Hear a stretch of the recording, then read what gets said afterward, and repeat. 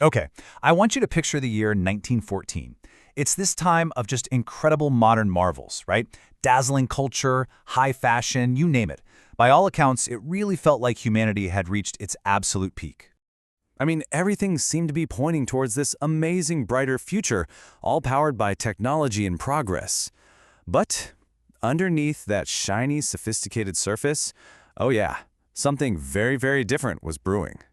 Because really, all that progress was just a thin layer of paint. The great powers of Europe, they were absolutely spoiling for a fight. For them, a huge, massive war wasn't just, possible, it was basically inevitable. So what was going on? Well, the whole continent was just this tangled mess of alliances and really old grudges.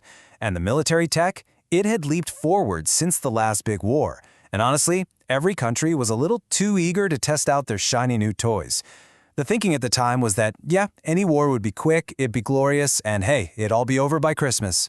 And when you really get down to it, the main beefs were pretty straightforward. You had France still super better about losing land to Germany. Then there's Germany feeling its oats and building this huge modern navy, which, as you can imagine, made Great Britain, the world's top naval power, really, really nervous. And then you've got these two massive crumbling empires, Austria-Hungary and Russia, just simmering with internal tensions, with Russia poking the bear and encouraging all these little independence movements.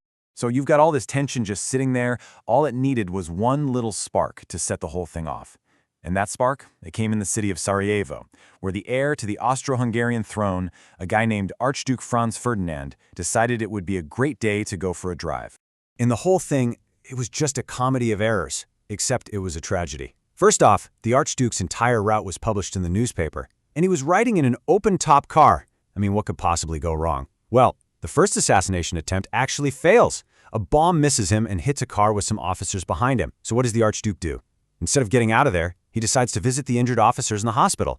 But then, and you can't make this up, his driver takes a wrong turn and, by the most unbelievable, horrible coincidence, stalls the car right next to one of the assassins from the first attempt. This time, the guy didn't miss. And that one gunshot, that was it. That was the spark that lit the entire powder keg. Austria-Hungary was absolutely furious. They were totally convinced the Serbian government was behind the whole thing. But before they did anything too crazy, they decided to check in with their biggest, most powerful friend. And Germany? They were basically like, yeah, go for it. We've got your back. They gave Austria-Hungary what's called a blank check, permission to do whatever they felt they needed to do. So, with that backing, Austria-Hungary sends Serbia this list of demands that was just impossible. They designed it to be rejected, giving them the perfect excuse they wanted to declare war. And what happened next was this terrifyingly fast chain reaction. It was like watching dominoes fall, one right after the other. Austria-Hungary declares war on Serbia. Okay, so Russia, who sees itself as Serbia's protector, starts mobilizing its army. That makes Germany, Austria-Hungary's ally, declare war on Russia. And since Russia and France are buddies, Germany just goes ahead and declares war on France too, to get a head start. Britain was still kind of on the sidelines at this point, but not for long. So you have to understand, pretty much every country went into this war with a 19th century mindset. But Germany, Germany had a plan, a very specific, very detailed plan for a super quick, decisive victory. It had a cool name too, the Schlieffen Plan. All right, so the thinking behind it went something like this. Russia is huge and kind of clumsy, so it's going to take them forever to get their army ready for a real fight. So in the meantime, Germany would throw pretty much its entire army at France, knock them out in about 6 weeks, and then whip all those troops back east to deal with Russia. Simple, right? Well, there was one pretty major flaw. To get to France that fast, they had to go through a neutral country, Belgium. The Germans just assumed Belgium would, roll over and let them pass. But they didn't. The Belgians actually fought back, and it slowed the whole German timetable down. And for Great Britain, this was the last straw. Invading a neutral country was a huge no-no, and it gave them the perfect reason to declare war on Germany. On top of that, reports of German atrocities in Belgium turned into a massive propaganda tool for the Allies, and it really started to turn world opinion against Germany, especially over in America.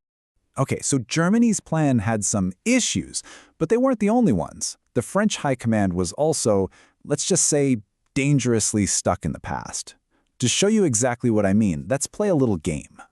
Hint, just look for the guy in the bright blue coat and bright red pants. Yeah, you see him? Of course you do.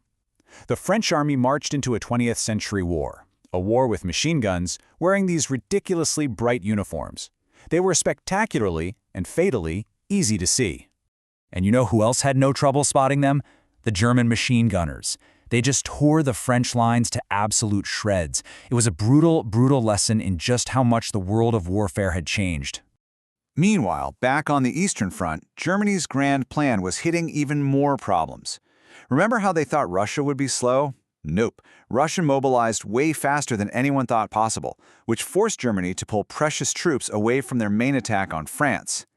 And their main ally, Austria-Hungary? Oh, they were a complete disaster. They kept ignoring German advice and were somehow getting their butts kicked by tiny little Serbia. But even with all those problems, the German army was incredibly effective. They pushed so far, so fast, that they were actually within sight of Paris. But in this one last, desperate effort, the French and British forces found a gap that had opened up in the German lines. The Germans panicked, fearing they'd be surrounded, and they were forced to retreat. And just like that, the dream of a quick, glorious victory was dead. So the Allies push back, and the Germans dig in to hold their ground. Then the Allies dig in too, and what happens next is what they call the race to the sea, where both sides just kept trying to get around the other's flank, extending their lines further and further north. But when they finally hit the English Channel, there was nowhere else to go. They were stuck. And what they'd created was an unbroken line of trenches stretching from the coast all the way to the Swiss border. And right there, the defining image of World War I was born: trench warfare. The whole idea of a fast-moving, glorious war was completely gone.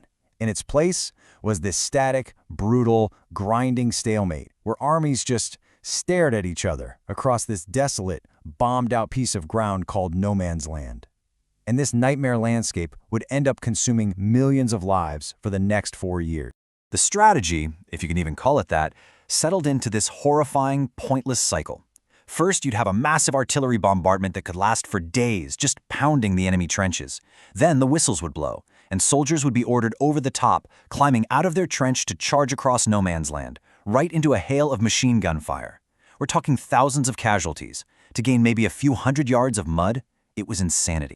And when they weren't attacking, life in the trenches was still an absolute nightmare. I mean, just try to imagine it. You're living among the dead, surrounded by mud so thick and deep it could literally swallow a man whole. There were pools of poisonous water, giant rats feasting on corpses, rampant disease, and the smell. Everyone who survived said you could never, ever forget the smell. And this, to me, is the most staggering part of this whole story. For 4 long years, millions of men lived through these just unimaginable conditions. And it leaves you with this one haunting question. Why did they do it? What on earth could have possibly made them believe that this was all worth it? And that, right there, is both the tragedy and the central mystery of the Great War.